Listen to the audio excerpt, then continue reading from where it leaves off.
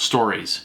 They have a beginning, a middle, and an end, traditionally speaking. Stories are the forefront of all the movies you're seeing, all the plays you're seeing, and stories are what help us connect with each other. There's a lot of great stories out there, but just because you have an idea doesn't necessarily mean it's a story.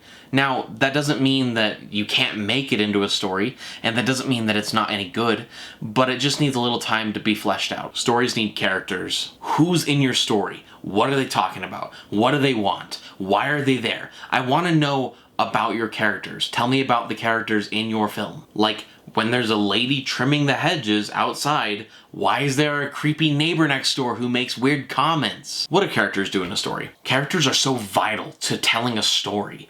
Characters have motives, they have dreams, they have ambitions, they have goals, and they ultimately want to go down their own paths. Why is a character in this movie? That is a question you should be asking yourself. When you watch the movie Zombieland, you say, why is Woody Harrelson in Zombieland? Well, because he's the badass who drives the movie. His motive is to find that damn Twinkie.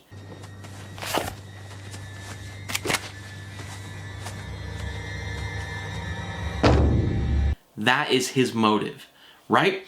And at the end of the day, he helps drive the story along.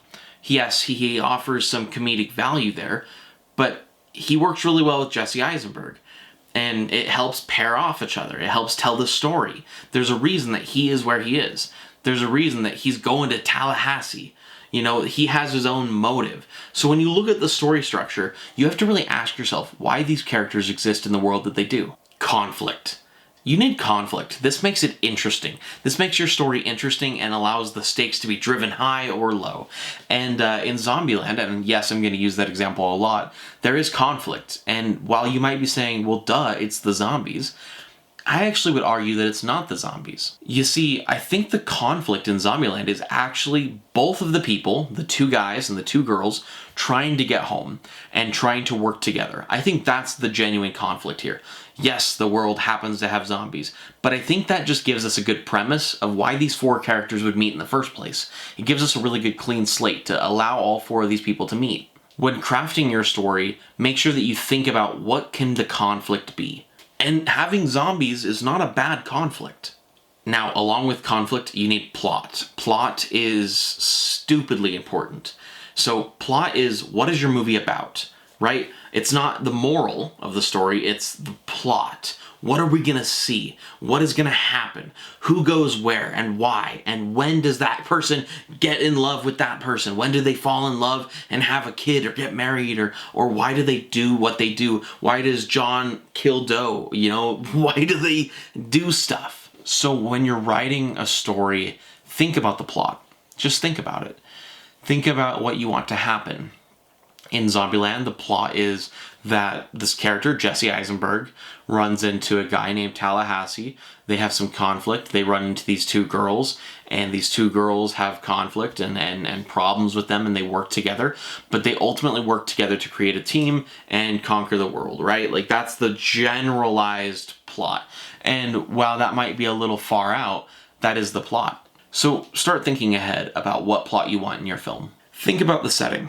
Now, why is setting so important? You wouldn't shoot Zombieland in Antarctica. It just wouldn't happen. Now, that would make for a pretty awesome zombie movie, don't get me wrong, but it wouldn't be Zombieland. You have to think about the setting and think about, I don't know, for example, why did they have that carnival in Zombieland? Because it allowed Jesse Eisenberg to finally face his fear of clowns to save Emma Stone. This is exactly what I'm talking about. You wouldn't see a clown just wandering the grocery store. I mean, you might. They are clowns. But having it take place at a carnival allows the audience to believe that that clown exists there.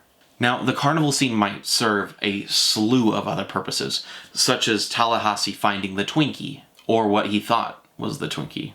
But ultimately, it's all about setting, and when you're writing a film or a script or a book, think about the setting very carefully. Why would this take place here? Does it make sense to take place here? And what is the purpose of putting these characters in that scene, in that setting? What is the theme? Now, I don't mean theme is in genre.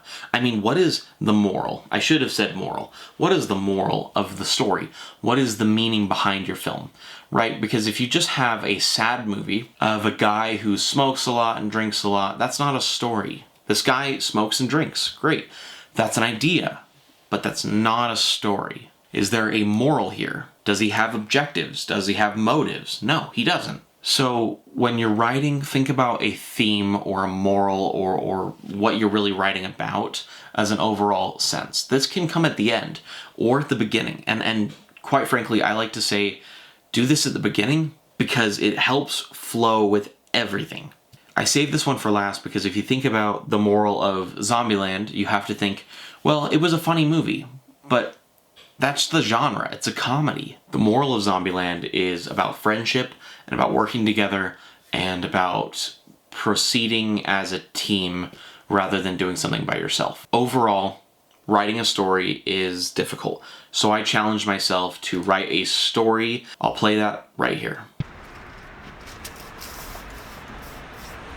Hey theorists, so yeah, I've been compiling this documentation to come tell you about Ogden Canyon and what I know about it, and I know they've been moving stuff up into that canyon a lot recently, and I followed this guy a while back, and he was telling me about this treasure and about how some guy had hid it up there, and I started talking with him. I did some research on this, and apparently there's like a lot of people who are looking for this treasure. With that being said, I'm gonna probably go up there tonight with my flashlights and just dig around a little bit.